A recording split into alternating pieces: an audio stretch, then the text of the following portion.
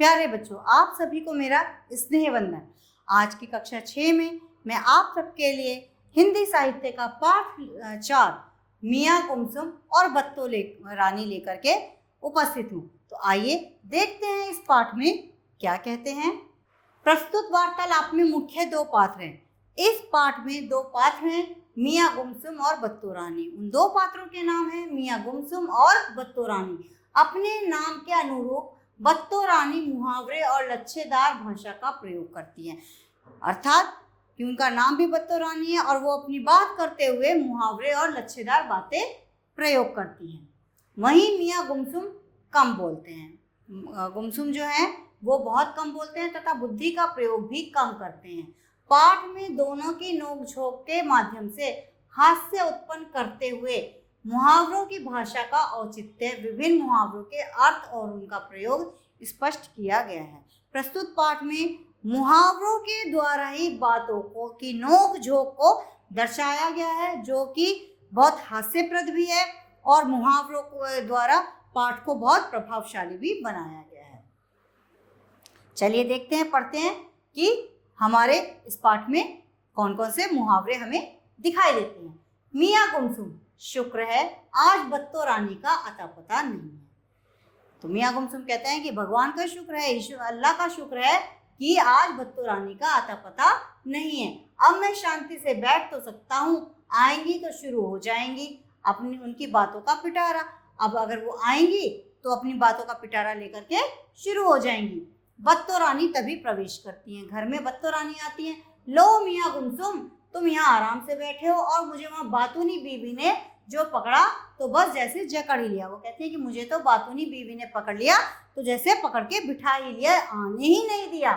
तो मियाँ गुमसुम कहती हैं कि कोई तो है जो तुम्हारी बोलती बंद करा सकता है। मियाँ गुमसुम कहते हैं बत्तो रानी से कि तुम तो खुद ही इतना बोलती हो कि अल्लाह का शुक्र है कि कोई तो है जो तुम्हारी बोलती बंद करा सकता है, पर तुम बातूनी बीवी की पकड़ से छूटी कैसे? अब कहते हैं तुम्हें तो बातूनी बीवी ने पकड़ लिया था, अब तुम कैसे छूटी? तो बत्तो रानी बोलती है वो तो भला हो उस टेलीफोन की घंटी का जो अचानक घनघनाने लगी। वो कहते हैं कि भैया उस टेलीफोन की घंटी का भला हो जो अचानक बजने लगी।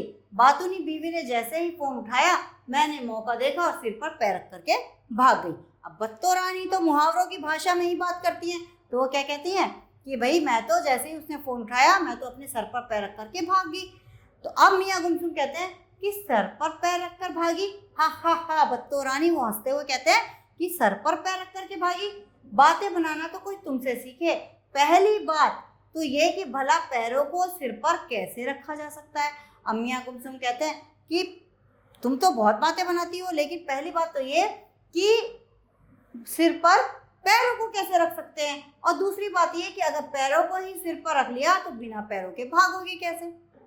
दोनों बातें वो क्या कह रहे हैं कि भाई पहली बात तो सर पर पैर रखे नहीं जा सकते और किसी तरह रख भी लिया तो बिना पैरों के भागोगे कैसे? बत्तो रानी कहती हैं हाय हाय मियाँ गुमसुम, तुम तो ना जाने किस मिट्टी के बने हुए हो। सिर पर पैर रखकर भागना एक मुहावरा है, मुहावरा। वो कहती हैं कि भाई मियाँ गुमसुम तुम तो पता नहीं किस मिट्टी के बने हो, सिर पर पैर रखकर भागना तो एक मुहावरा है और हर मुहावरे का अर्थ शब्दशः वह नहीं होता जो मुहावरे में कहा जाता है। वो कहते हैं कि हर मुहावरे का अर्थ वो नहीं होता कि जो वो उसी में कहा जा रहा है। सिर पर पैर रखकर भागने का मतलब है कि बहुत तेजी से भागना, बहुत ही तेजी से भाग जाना, बेतहाशा भागना, 9 2 11 होना। मियाँ गुमसुम 9 2 11 ही होता है, 9 में 2 जोड़ो तो 11। अब वो बत्तो रानी कहती है कि 9 2 11 होना भी ये भी एक मुहावरा है। तो वो कहते हैं कि ये क्या मुहावरा हुआ, 9 में 2 जोड़ दिया तो हो गए 11। तो भाई तुम भला कैसे हो गई 9 2 11? मियाँ वो कहते हैं मियाँ गुमसुम कि तुम कैसे 9 2 11 हो गई? बत्तो रानी ओह मियाँ तुम्हारी अकल का तो ताला ही बंद है। अब कहती है, फिर उन्होंने एक मुहावरा जोड़ा कि अरे मियाँ तुम्हारी अकल का तो ताला ही बंद है, सिर में तेल डलवाओ, बादाम खाओ, तब जाकर समझोगे 9 2 11 का मतलब।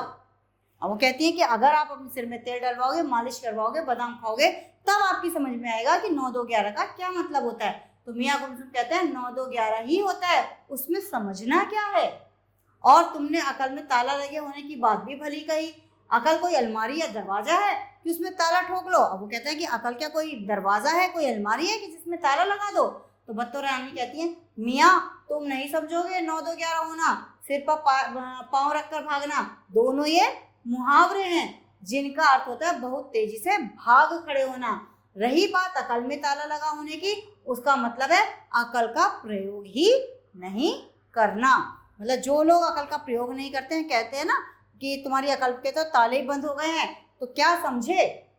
मियाँ गुमसुम कहते हैं कि मैं क्या समझूंगा बत्तो रानी, समझ ही तो नहीं आती तुम्हारी कहानी। वो कहते हैं मुझे तुम्हारी कहानी कुछ भी समझ में नहीं आती।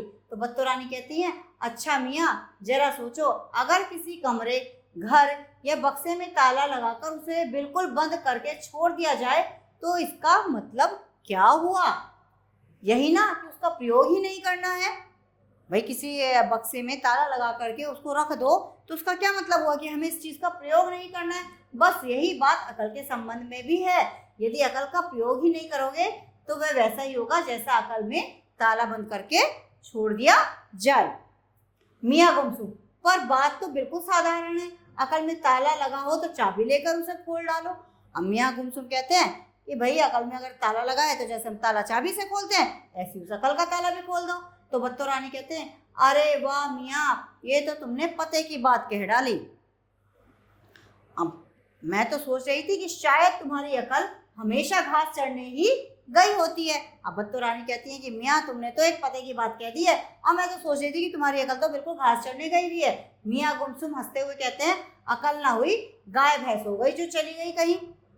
वो कहते हैं कि घास चढ़ने गई हुई है, तो वो कहते हैं कि अकल ना हो गई, कोई गाय भैंस हो गई जो घास चढ़ने चली गई है। तो बत्तो रानी कहती है, तुम नहीं सुधरोगे मियाँ, अरे ये भी मुहावरा है। बत्तो रानी क्या कहती है कि मियाँ ये भी एक मुहावरा ही है। मियाँ गुमसुम कहते हैं, मारे गए, ये भी मुहावरा है, यानी इसका मतलब भी अकल से काम नहीं लेना, क्यों। तो बत्तो रानी कहती है, बिल्कुल ठीक समझे, अकल का घास चढ़ने जाना भी मुहावरा है और इसका अर्थ भी वही है जो अकल में ताला लगा होने का अर्थ होता है। मियाँ गुमसुम कहते हैं, देखा मेरी अकल का ना तो ताला बंद है और ना ही अकल घास चढ़ने गई। अब मियाँ गुमसुम कहते हैं, तुम तो मुहावरे में बातें कर रही हो, लेकिन ना तो मेरी अकल का ही ताला बंद है और ना ही मेरी अकल घास चढ़ने गई है। अर्थात ऐसा नहीं है कि मैं अपनी अकल का प्रयोग नहीं करता हूँ। बत्तो रानी कहती है, ये बात है तो मेरे एक सवाल का जवाब दो, अकल बड़ी या भैंस। अब बत्तो रानी उनसे पूछती है कि मेरे एक सवाल का जवाब दो कि अकल बड़ी या भैंस। तो मियाँ गुमसुम हंसते हुए फिर कहते हैं, तुम भी बत्तो रानी, फिर क्या अड़ गई नादानी, अकल और भैंस का भला क्या मुकाबला। अकल तो इतनी सी और भैंस इतनी बड़ी कि अकल और भैंस का क्या मुकाबला। बड़ी तो भैंस ही हुई ना, अकल तो दिखाई भी नहीं पड़ती। अकल बताओ किसी की दिखाई पड़ती है, नहीं पड़ती, और भैंस तो इतनी भारी भरकम होती है, ये भी कोई सवाल हुआ। तो बत्तो रानी कहती है, खा गए ना मात, अब करो बात। अब बत्तो रानी कहती है, भाई अब खा गए ना बात, अब करो बात। तो मियाँ गुमसुम कहते हैं, मात खा गया, मात भी कोई लड्डू या पेड़ा है जो मैं उसे खा जाऊंगा। कैसी बात कर दिया तुमने बत्तो रानी कि मात भी कोई लड्डू पेड़ा है जो मैं उसे खा जाऊंगा। अरे अरे रुको रुको, कहीं ये बात भी मुहावरा तो नहीं है। अब मियाँ गुमसुम कहते हैं, रुको ठहरो जरा, मुझे बताओ कि कहीं ये बात भी तो कोई मुहावरा ही तो नहीं है। तो बेटा इस पाठ में ना हर उसमें मुहावरे ही मुहावरे हैं, मुहावरों द्वारा ही बातों को घुमाया फिराया जा रहा है। बड़ा इंटरेस्टिंग, बहुत ही मजेदार और हास्यप्रद पाठ है। तो आगे बत्तो रानी कहती है, कुछ अकल तो बची है मियाँ तुम्हारे पास, तुमने बिल्कुल सही सोचा, मात खाना भी एक मुहावरा है जिसका मतलब है नीचा दिखा देना। जिसका मतलब क्या होता है, मात खा जाना मतलब नीचा दिखना। मैंने एक सवाल पूछकर तुमको नीचा दिखा दिया ना मियाँ गुमसुम। सवाल क्या, मुहावरों की बौछार करोगी तो मात ही तो खा जाऊंगा। वो कहते हैं, तुम तो मुहावरों की बौछार कर रही हो, मतलब हर बात मुहावरे में कह रही हो, तो मैं तो मात ही खा जाऊंगा। बत्तो रानी, लेकिन एक बात बताऊं, अकल बड़ी या भैंस मुहावरा नहीं कहावत है, कहावत। अकल बड़ी या भैंस मुहावरा नहीं है, कहावत है। मियाँ गुमसुम, पहले मुहावरे ही क्या कम थे जो एक नई कहावत आ गई है। वो कहते हैं, पहले मुहावरे क्या कम थे जो एक नई कहावत आ गई है। मियाँ गुमसुम कहावत कहावत कहते कहते गुमसुम हो जाते हैं। अब मियाँ गुमसुम क्या होते हैं कि अब उन्हें एक शौक सा लग जाता है कि एक तरफ तो मुहावरे, अब दूसरी तरफ ये कहावत भी आ गई है। अब वो गुमसुम हो जाते हैं, उनका नाम भी गुमसुम है। अब वो चुपचाप बैठ जाते हैं, अब उन्हें गुमसुमी का दौरा पड़ जाता है। तो बत्तो रानी कहती है, लो इन्हें तो पड़ गया गुमसुमी का दौरा, मतलब अब ये किसी से ना तो बोलेंगे ना कोई इनका हरकत होगी, कुछ नहीं होगी, ये चुपचाप बैठे रहेंगे। अब क्या करूं, अब तो मैं कितनी भी बकबक कर लूं इनके कान पर जू तक ना रहेंगी।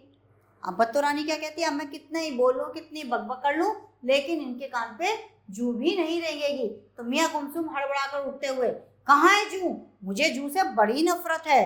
अब वो जैसी वो इनकी बात सुनती है, बत्तो रानी की बात सुनी, तो मियाँ जो है वो घबरा जाते हैं और कहते हैं जू कहाँ है भाई, मुझे तो जू से बहुत नफरत है, मैं तो हमेशा साफ सुथरा रहता हूँ, जू भला कैसे आएगी। वो कहते हैं मैं तो हमेशा साफ रहता हूँ, भला जू कैसे आएगी। तो बत्तो रानी बोली, मियाँ गुमसुमी का दौरा नहीं था, सिर्फ बहाना था, खुल गई ना पोल। कहते हैं कि ये तुम्हारा गुमसुमी का जो है दौरा नहीं था, ये तो एक बहाना था, क्योंकि तुम्हारे पास मेरे प्रश्नों का कोई उत्तर ही नहीं था, ढोल की पोल की तरह। वो कहती है आपकी पोल खुल गई ना ढोल की पोल की तरह। तो मियाँ गुमसुम कहते हैं ढोल की पोल की तरह, यानी पोल खुल जाना भी कोई मुहावरा है, पर इसका मतलब तो मैं समझ गया, मैं यूं ही गुमसुमी का बहाना कर रहा था, तुमने जू की बात कहकर मेरी असलियत पता लगा ली। यानी पोल खुलने का मतलब है असलियत पता लगाना, ढोल का क्या है, ढोल की पोल मतलब असलियत खुल जाना। पर कान में जू रेंगना ये बात जरा समझ में नहीं आई। अब वो कहते हैं कि भाई कान पर जू रेंगना ये मुझे समझ में नहीं आया, ढोल की पोल का मतलब तो आ गया। तो बत्तो रानी कहती है कान में जू तक न रेंगना भी एक मुहावरा ही है, जिसका मतलब होता है किसी भी बात का जरा सा भी कोई असर नहीं होना, किसी भी बात का कोई असर न होना है, अर्थात तुम्हारे कान पर तो जू तक नहीं रेंगती। तो मियाँ गुमसुम कहते हैं बाप रे बाप, बत्तो रानी तुम तो मुहावरों को ही एक पिटारा और कर डालती हो, मतलब तुम तो मुहावरों का हो कि ये मतलब एक पिटारा जो है तुम्हारे पास मुहावरों का ही है, बातों में ही वारा न्यारा। तो ढोल की पोल की कहानी तो सुनाओ ना, कि तुम तो मुहावरों में ही सब कुछ कह देती हो, अब जरा मुझे ढोल की पोल की एक कहानी सुनाओ। तो बत्तो रानी कहती है अच्छा ये खुशामद कहानी सुनने के लिए है, क्यों। तो बत्तो रानी कहती है अरे मियाँ तुम कहानी सुनने के लिए खुशामद कर रहे हो, क्यों भाई। तो कहते हैं हाँ चलो सुनो, ये कहानी जिसमें है न राजा न रानी। अब बत्तो रानी कहती है कि मैं तुम्हें सुनाती हूँ एक कहानी जिसमें राजा है न रानी, न कंजूस न दानी, न अंधी न कानी, बत्तो रानी की जुबानी ढोल की पोल की कहानी। अब बत्तो रानी ने पूरा उन्हें एक कविता के रूप में सुना दिया कि जिसमें न राजा है न रानी है, न कंजूस है न दानी है, न अंधी है न कानी है, केवल बत्तो रानी की जुबानी ढोल की पोल की कहानी है। एक बार एक चालाक लोमड़ी को एक ढोल मिल गया, उसने खूब जोर से बजाया तो सारे जंगलवासी चौंक गए कि ये कौन सा नया जानवर ढोल के भीतर आ गया। अब वो कहने लगी कि एक चालाक लोमड़ी को एक ढोल मिल गया, अब उसने उस ढोल को खूब जोर जोर से बजाना शुरू किया, तो सारे जो जंगल के जानवर थे वो चौंक गए कि कौन सा जानवर ढोल के भीतर आ गया। सभी जानवरों ने ढोल बजाया और उसकी तेज आवाज सुनकर 9 2 11 हो गए। अब सभी जानवरों ने सोचा कि ढोल की आवाज के अंदर कोई जानवर है जो ढोल बजा मतलब ढोल में से आवाज कर रहा है। अब जो भी जानवर ढोल बजाए वो उसकी आवाज सुन करके वहां से भाग जाए। हाथी ने जब अपनी सूंड से ढोल पर जोर से मारा तो इतनी तेज आवाज निकली कि वह सिर पर पैर रख करके भाग गया। अब जब हाथी तो बहुत वजनदार जानवर है, तो जैसे हाथी ने सूंड से ढोल बजाया तो वो इतनी तेज आवाज निकली कि सारे जो है अपने सर पर पैर रख करके भाग गए। जंगल का राजा शेर चिंता में पड़ गया कि अब सब लोमड़ी से डरेंगे या और शेर से नहीं। अब जंगल का राजा जो था शेर, वो तो डर गया कि भैया चिंता हो गई उसे कि अब तो सब लोमड़ी से डरेंगे, अब मुझसे कोई नहीं डरेगा। तब एक बुद्धिमान खरगोश ने आकर लोमड़ी को मात दे दी। वह ढोल लुढ़काकर शेर के पास ले आया और फिर उसने शेर को समझाया कि ढोल इतना हल्का है कि इसके भीतर कोई जानवर हो ही नहीं सकता। अब जो खरगोश था वो बड़ा बुद्धिमान था, तो उसने क्या करा, लुढ़का लुढ़का के वो ढोल शेर के पास ले आया और कहा कि देखो इसमें कुछ वजन ही नहीं है, ये तो बहुत हल्का सा है, इसके अंदर कोई जानवर नहीं हो सकता, हम लोग तो सब बिना वजह ही डर रहे हैं। शेर लोमड़ी की चाल समझ गया और उसे जोर से एक पंजा मारा। शेर जो है वो लोमड़ी की चाल समझ गया कि लोमड़ी जो है वो चाहती है कि सब उसको मतलब राजा समझे, उसी का कहा माने, अब मुझे कोई ना पूछे, मेरे को राजा ना समझे। तो उसने वो शेर जो है लोमड़ी की चाल समझ गया और उसने जोर से एक पंजा ढोल पर मारा। ढोल का पर्दा फट गया और ढोल की पोल खुल गई कि ढोल अंदर से बिल्कुल खाली है।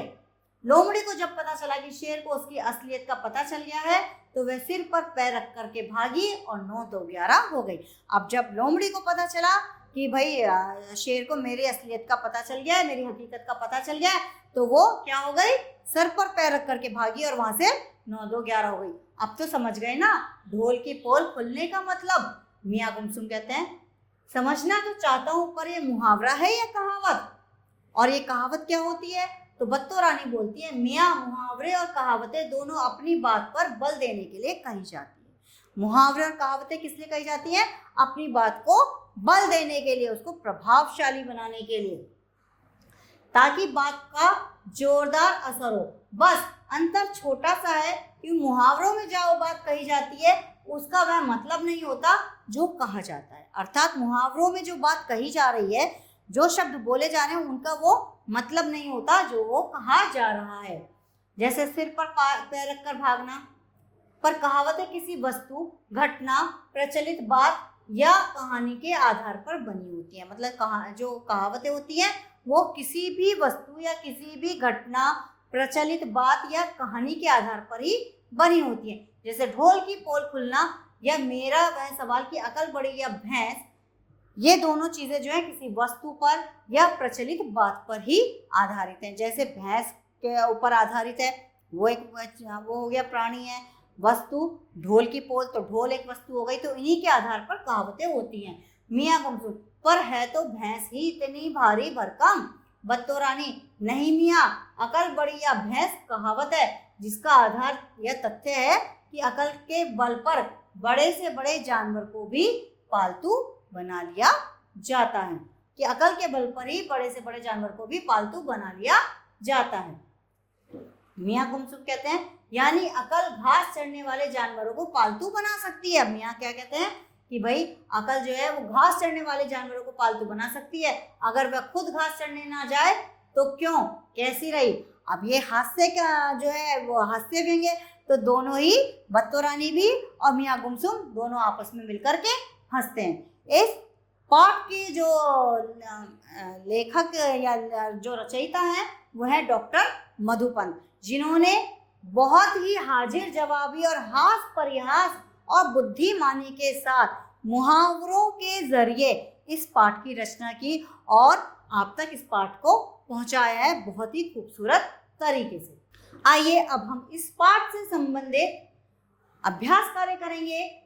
तो सबसे पहले हम देखते हैं बहुविकल्पीय प्रश्न, जिसे आपको प्रश्नों को पढ़ना है। उसके 4 ऑप्शन दिए गए हैं और उस चारों ऑप्शन में से जो सही भी ऑप्शन है उसे आपको अपनी OMR शीट पर रंगना है। तो पहला प्रश्न है हमारा, मियाँ गुमसुम स्वभाव में कैसे थे? हाजिर जवाब, बातूनी, कम बोलते थे या वाचाल थे? तो मियाँ गुमसुम कैसे थे? जैसे नाम से ही प्रदर्शित हो रहा है, गुमसुम यानी कि कम बोलते थे। तो हमें पहले प्रश्न का उत्तर मिल गया है और वो उत्तर है हमारा सी। तो हमें पहले प्रश्न पर सी को रंगना है। दूसरा है, बत्तो रानी की क्या विशेषता थी?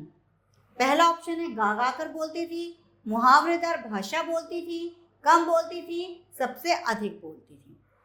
तो बत्तो रानी नाम से तो बहुत बातूनी नाम है, लेकिन उनसे भी ज्यादा बोलने वाली थी बातूनी, जिन्होंने उन्हें पकड़ के बिठा लिया था। लेकिन बत्तो रानी मुहावरेदार भाषा बोलती थी, हर बात में मुहावरा था, तो वो मुहावरेदार भाषा बोलती थी। तो हमें भी प्रश्न 2 का आंसर मिल गया है और सही आंसर है हमारा बी। तो हम खा में बी को रंगेंगे। तीसरा प्रश्न है, मुहावरे तथा कहावतों का प्रयोग क्यों करते हैं? अर्थात मुहावरों का या कहावतों का हम अपने पाठों में या अपनी भाषा में प्रयोग क्यों करते हैं? तो पहला ऑप्शन है भाषा में चमत्कार लाने के लिए, हास्य पैदा करने के लिए, भाषा को प्रभावशाली बनाने के लिए, या इन सभी के लिए। तो मुहावरों और कहावतों का प्रयोग भाषा में भाषा को प्रभावशाली बनाने के लिए किया जाता है। तो हमारा सही उत्तर होगा सी। सी को हमें रंगना है। अब आ जाइए, रिक्त स्थानों की पूर्ति कीजिए। हमें इस पाठ के माध्यम से जितने भी रिक्त स्थान हमें दिए गए हैं उनकी पूर्ति करनी और सही प्रकार से इनमें शब्दों का प्रयोग करना है। शुक्र है आज डैश का अता पता नहीं है। शुक्र है आज अर्थात मियाँ गुमसुम ने क्या कहा था? शुक्र है आज बत्तो रानी का अता पता नहीं है। दूसरा है, भला उस डैश की घंटी का जो अचानक घनघनाने लगी। भला हो उस टेलीफोन की घंटी का जो अचानक घनघनाने लगी। ओहो मियाँ तुम्हारी अकल का डैश ही बंद है। ओ मियाँ तुम्हारी अकल का ताला ही बंद है। अरे वाह मियाँ तुमने तो डैश की बात कह डाली, तुमने तो पते की बात कह डाली। जंगल का राजा शेर डैश में पड़ गया, अर्थात जंगल का राजा जो है चिंता में पड़ गया। चित्रों को पहचानकर मुहावरे लिखिए और उनका अर्थ लिखकर वाक्यों में प्रयोग कीजिए। जो यहाँ पर चित्र दिए गए हैं उन चित्रों को आपको देखना है और उनका अर्थ लिखना है और साथ ही साथ वाक्य में भी प्रयोग करना है। मैं आपको इनका अर्थ बताती हूँ, वाक्य आप अपने अनुसार लिखेंगे क्योंकि सबके वाक्य एक से नहीं हो सकते हैं, वाक्य सबको अलग अलग बनाने होते हैं। तो पहला है, यहाँ देखिए ये चित्र आपको नजर आ रहा है, इस चित्र में आपको एक सांप आस्तीन के अंदर से निकलता हुआ दिखाई दे रहा है। तो पहला मुहावरा हो गया हमारा आस्तीन का सांप, जिसका अर्थ हुआ कपटी मित्र। आस्तीन का सांप मतलब कपटी मित्र। दूसरा चित्र है जिसमें एक आदमी के हाथ में आपको एक लाठी दिखाई दे रही है और आंखों पर काला चश्मा नजर आ रहा है, अर्थात ये आदमी आपको अंधा दिखाई दे रहा है। तो इसका क्या हुआ? अंधे की लाठी, अंधे की लाठी। और इस मुहावरे का अर्थ हुआ एकमात्र सहारा। तो मुहावरे का अर्थ मैंने आपको स्पष्ट कर दिया है। वाक्य आप लोग अपने आप खुद बनाने का अभ्यास करिए, जिससे आपकी वाक्य बनाने की क्षमता भी बढ़ेगी और सबके अपने अपने वाक्य अलग अलग हो जाएंगे। अब आते हैं हम अपने अगले अभ्यास पर। तो नीचे दिए गए शब्दों में से जो पर्याय गलत है उस पर हमें क्रॉस का यानी कि गलत का निशान लगाना है। इधर कुछ शब्द दिए गए हैं और उनके 3 ऑप्शन दिए गए हैं। तो सबसे पहला शब्द है शांति। हमें इसके गलत ऑप्शन को देखना है। हम दिमाग में अपने सही ऑप्शन को रखेंगे कि इसका अर्थ क्या हो सकता है और जो गलत ऑप्शन इसका होगा वो अपने आप हमारे सामने आ जाएगा। शांति के साथ हमें शब्द दिए गए हैं एकांत, सन्नाटा और चुप्पी। तो जहां शांति होती है वहां सन्नाटा भी होता है, वहां एकांत भी होता है। ठीक है, चुप्पी, चुप्पी इसका गलत पर्याय है, तो हमें चुप्पी पर क्रॉस करना है। दूसरा शब्द है बुद्धि। बुद्धि का अर्थ क्या होता है? मेधा। कहते हैं ना बुद्धि, मेधा, मेधावी छात्र यानी कि बुद्धिमान छात्र। तो मेधा, समझ और अकल, ये 3 ऑप्शन दिए गए हैं। तो मेधा और अकल ये इसके सही ऑप्शन है, गलत ऑप्शन है समझ। इसका पर्याय समझ गलत है। चालाक, चतुर, होशियार, धूर्त। तो चालाक का गलत पर्याय है होशियार, चतुर और धूर्त इसके पर्याय है। अचानक, तुरंत, सहसा, एकाएक। अचानक का गलत पर्याय है तुरंत, सहसा और एकाएक इसके सही पर्याय है। बुद्धिमान, अकलमंद, चतुर, मेधावान। बुद्धिमान का जो है सही ऑप्शन है अकलमंद और मेधावान, लेकिन इसका जो गलत पर्याय है वो है चतुर। जंगल, कानन, प्रकृति, अरण्य। इसका गलत जो पर्याय है वो है प्रकृति। कानन और अरण्य ये जंगल के सही पर्याय हैं। नीचे नंबर 2 पर दिए गए वाक्यांशों के लिए उचित शब्द पर सही का निशान लगाइए। जो कम बोलता हो, यहाँ पर 3 ऑप्शन दिए गए हैं। जो कम बोलता हो, बहुभाषी, मितभाषी या वाचाल। तो इसका सही, जो कम बोलता है, सही का निशान लगाना है। तो इसका कम बोलने वाला मितभाषी अर्थात कम बोलने वाला। तो सही ऑप्शन इसका क्या है? मितभाषी। मीठा बोलने वाला, पहला ऑप्शन है मिठास, मधुर और मृदुभाषी। तो मीठा बोलने वाला मृदुभाषी। सच बोलने वाला, सत्यवादी, सत्यवान, सत्यकेतु। तो इसका सही ऑप्शन है सत्यवादी। कड़वा बोलने वाला, कड़वाहट, कटुभाषी और कटुता। तो कड़वा बोलने वाला, इसका सही ऑप्शन होगा हमारा कटुभाषी, अर्थात जो कड़वा बोलता है उसको हम क्या कहते हैं? कटुभाषी। बोलने वाला वक्ता, वक्ता या वाचाल, तो जो बोलता है वो उसे हम क्या कहते हैं? वक्ता।